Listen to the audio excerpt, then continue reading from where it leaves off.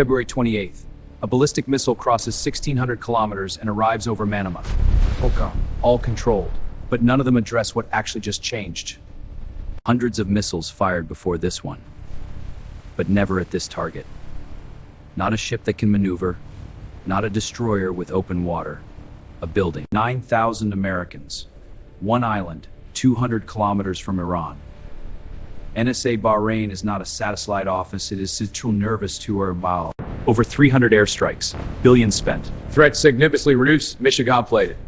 Then a Houthi missile travels 1,600 kilometers. Iran those things like keep headquarters at the same time. Geneva, 5 American demands. No viable Iranian pathway to acceptance. And into that deadlock, a missile. It didn't need to destroy its target. The message, the way NSA Bahrain gets discussed in public makes it sound like a regional satellite office. It is not. It is the central nervous system of American married power miles of ocean. Suez Canal to the Indian Ocean. The Red Sea, the Arabian Sea, the Strait Hormuz, the full Persian Gulf. Every carrier strike group, every destroyer, 765 square kilometers. One causeway out, 200 kilometers from the Iranian coastline, no dispersal options, nowhere to go. And as of February 28th, it sits inside a threat envelope. 9,000 American military personnel, their families, and beyond the base walls. 5 years ago, 1 threat direction. Today, 2. Iran from the northeast, Yemen from the southwest. The 5th Fleet headquarters is now inside a threat envelope from over 300 airstrikes. B-2 bombers at $150,000 per flight hour. Tomahawk missiles at $2 million per round. Radar sites destroyed. Underground. CENTCOM can confirm Houthi capability has been degraded. Degraded. The crowd was multiple briefings about multiple people. The threat had been thickly recreated. Over 300 strikes. Radar sites destroyed. Launch positions hit. Underground bunkers targeted. And after all of it, the missile still flew. Either the reconstitution was faster than aggregates. You cannot simultaneously degrade an adversary's missile capability and then watch that same adversary execute the most ambitious long-range strike in its operational history against the highest value target it has ever attempted. Both of those things cannot be true at the same time. This is not a minor discrepancy. This is a structural problem in how the United States communicates military outcomes to its own citizens. A Houthi ballistic missile costs between $20,000 and $200,000 to produce. Even at the ceiling, that's less than 2 luxury cars. Now let me tell you what America fires to shoot it down. SM-6, $4.3 million per round. Patriot PAC-3, $4.2 million per unit. 20 to 1. That is the cost exchange ratio on every engagement. Every missile fired costs America between 10 and 75 times more to defeat than it costs to launch. That is not a military problem you can bomb your way out of. That is an economics problem. A single Arleigh Burke carries 96 missiles. Ships have returned from Red Sea deployments with their magazines nearly empty. Months of rearming are required. Houthi production cost stays flat. American interceptor inventory is finite, expensive to replace, and produced on manufacturing lines already stretched thin. Hand product days 32 reds. 534 TAD interceptors delivered in total. 150 expended in 12 days during the Stormal functioning days 12 days and require 22 output. Approximately 200 standard missile interceptors expended in Houthi defense operations across 1 year. At $4.3 million average per round, that is the Warang outlet. The THAAD radar at Muwafaq Salti Air Base in Jordan, destroyed in early publicity when it south the battle, with 2 theaters there, in North Korea did not possible in Cherish. These are not off-the-shelf items. SM-6 production lead time, 17 months from procurement to delivery. The supply chains are constrained. A Houthi missile takes 3 minutes to launch. Middle East active operations. Korean Peninsula standing requirements. Western Pacific contingency preparation. 3 simultaneous theaters. 1 finite interceptor inventory. The Houthis did not begin this campaign by firing at American military installations. They started where any rational military actor starts. Slow commercial ships, the Nova Straits. Rung 2, attack commercial vessels in proximity to American naval escorts. The merchant ships are still the stated target, but the geometry forces American warships to engage. Rung 3, not the ships they were protecting, the destroyers themselves. USS Carney, USS Mason, USS Combatants of Tommy, USS Crabby. Rung 4, not a warship with speed and maneuverability, not open water to work with. A building, in a city, that cannot move, cannot hide. The United States struck Yemen after Houthis attacked shipping. They kept firing. Struck again after they targeted American warships, they kept firing. Struck hundreds of times across 18 months. 1991, Defense Cooperation Agreement. 1995, Fifth Fleet Headquarters established. 2002, February 28th. The asset that was supposed to guarantee Bahraini security has become the reason Bahraini families woke up to air raid sirens over their capital. The gate security is locked on. Manama is a city. Schools, hospitals, apartment towers within the debris radius of an intercepted missile. On February 28th, a building in the Houthi neighborhood, Qatar, Kuwait, the UAE, Oman, each one watching Bahrain. Each government running night miss force to make a save. Bahrain signed every agreement. It did everything that was supposed to make it safer. And on February 10th, missiles be lost because it is made in Washington. Manama, then Doha, then Kuwait City, then Abu Dhabi. Within hours of the Bahrain strike, Iranian drones and ballistic missiles were trapped. Abu Dhabi, Iranian ballistic missile partially intercepted at South falling over Plaza. In Dubai's Gaprenais, residents filmed the sky from their balconies. Iraqi airspace closed, Jordanian airspace closed, UAE airspace closed. An Etihad flight turned back mid-route and circled for hours, even a single night. Qatar told its population to shelter in place. Al Udeid Air Base went to full alert. Doha emptied. Qatar's neutrality was overridden by geography. The Gulf states built prosperity on stable security. February 28th revealed how quickly it can unravel. The financial world repriced decades of assumptions in hours, one night. The Houthis fired the missile. The crew was Houthi. The propellant was Yemeni. But a decision to escalate from maritime harassment to a direct strike on the command headquarters of a US-numbered fleet, the guidance technology in a Houthi ballistic missile capable of traveling 1,600 kilometers, airstrikes on Yemeni launch sites cannot interrupt a supply chain whose critical nodes are in Iran. Geneva negotiations ongoing. 2 carrier strike groups in the Gulf. American F-22s staged on Israeli runways. Houthi missile launched. All within. The message was not addressed to the Fifth Fleet commander. It was addressed to the team in Geneva. We can reach you, not at sea, not in transit line. If we can reach it from Yemen, at home. Iran cannot accept the American terms as presented. Zero enrichment, physical dismantlement, uranium transferred to American soil. No viable pathway at the cost of maintaining the current confrontational posture. 5 American demands. Zero enrichment, permanent restrictions, physical dismantlement, uranium counters to American soil, minimal relief in return. The Wall Street Journal published the American demands in remarkable detail. The New York Times confirmed the Iranian counterproposal. The substance of the private negotiations in Geneva. 2 carrier strike groups in the Gulf region simultaneously. American F-22s staged on Israeli runway. Maximum pressure on military press. Iran looked at that combination same moment and sent a missile to bomb Yemen, one of the poorest countries on earth. From that country, a missile traveled 1,600 kilometers and forced a massive defensive response. The poorest nation on earth is dictating the defensive spending calendar of the Pentagon.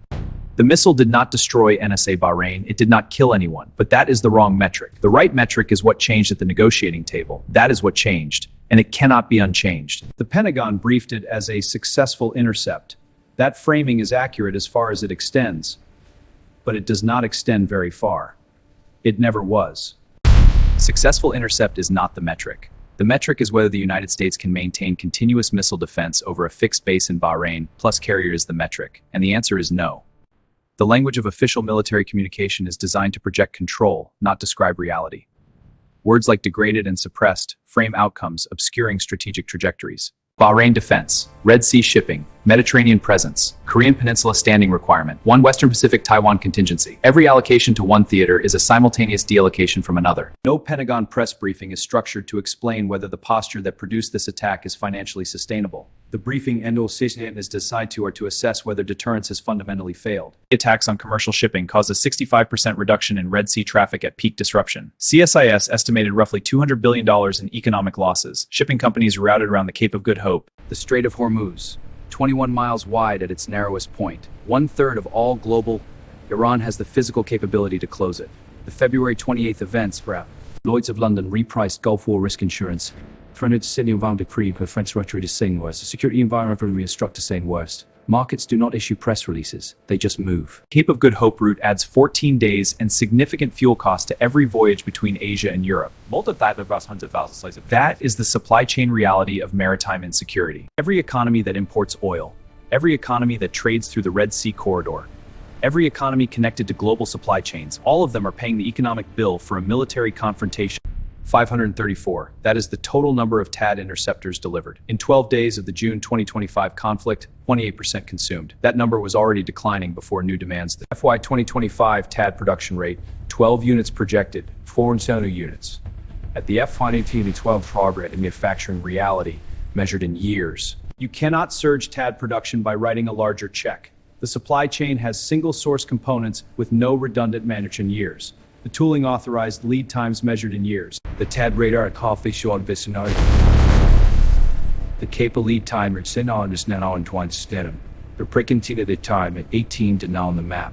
The production gap is not specific to THAAD. SM6, Patriot Pack 3, SM3, all showing similar divergence in operational year. The defense industrial base was not designed to active. In 2023, the Houthis had basic Scud derivatives and limited range. By 2026, they had Tufan-1 anti-ship ballistic missiles, and the Precision 100 Klangan and foreign captured. Yemen's mountains have protected armies for centuries. The underground arsenal is carved into solid granite. Surface sites were destroyed. The air campaign targeted what it could see. What it could not see continued. The critical nodes of the Houthi reconstitution pipeline are not in Yemen. They are in Iran. Striking Yemen cannot stop a pipeline that originates in Iran. That is the structural limitation of the air campaign. Scud derivatives in 2023. Tufan-1 precision anti-ship ballistic missiles by 2026. They are qualitatively superior in range, accuracy, and target selection capability. Iranian pre-positioning before the campaign began.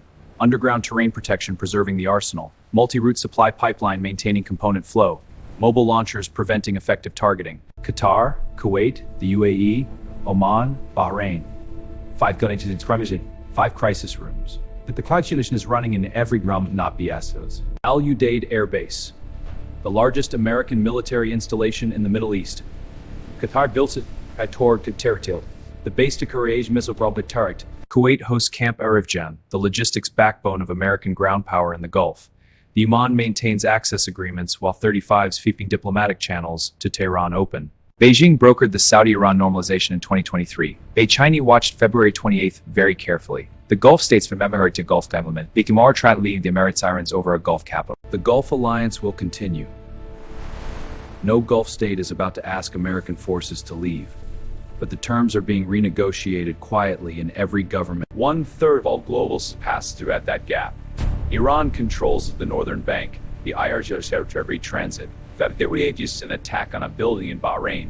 Fast attack craft swarms, naval mines seeding the entire passage, shore-based anti-ship missiles covering every point in the strait, submarines, ballistic missiles from inland. The Fifth Fleet's mission, freedom of navigation through the Strait of Hormuz.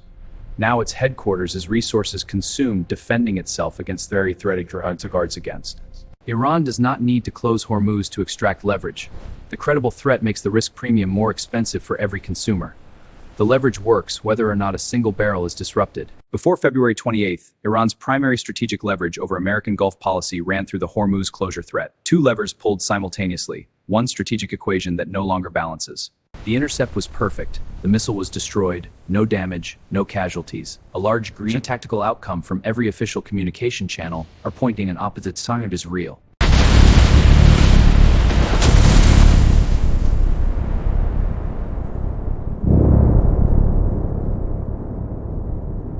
The intercept destroyed the warhead, it did not destroy the capability demonstration. Range proven at 1,600 kilometers. Precision targeting of a specific building confirmed. Terminal guide. The air campaign degraded Houthi capability. The public assessment did not include 1,600-kilometer precision strike against fixed military installations. Then the missile demonstrated it is a pattern. The headline lasted 48 hours. The strategic questions it was designed to manage are still exactly where they were before the interceptor fired. Every SM-6 expended in the Red Sea is an SM-6 not available for the Taiwan Strait. Every THAAD interceptor consumed in Bahrain is a THAAD interceptors not duplicated across theaters. A Taiwan contingency would demand interceptor inventory at a scale that makes Middle East expenditures look modest. The PLA rocket force has hundreds of ballistic missiles aimed at Taiwan and American forces in the Pacific. The THAAD battery protecting Seoul was redeployed to the Middle East. Seoul now has a gap in its missile defense coverage. North Korea, pause, that's the zero-sum reality of finite inventory. At Indopacom headquarters in Hawaii, the commanders responsible for defending Taiwan and deterring North Korea are watching the Middle East burn through the interceptor in real time. Every THAAD round consumed in Bahrain. February 28th was an attack on a building in Bahrain. Its strategic shadow fell across the Pacific. The depleted inventory, the production gap that cannot be closed before the next contingency arrives. Mach 8. That is the speed at which the message traveled. Not a diplomatic cable, not a formal communication. Arrived the message to the NST to terrorists to be sailed.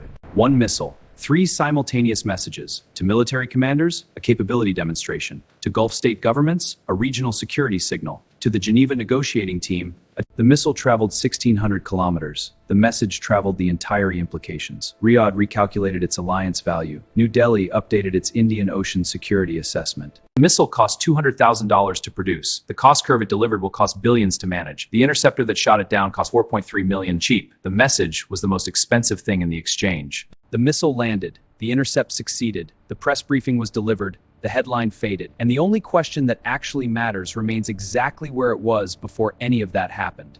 Over $1 billion in airstrike costs. Hundreds of interceptors expended. Inventory depleted across multiple systems. Production gap widening. Gulf alliance recalculated.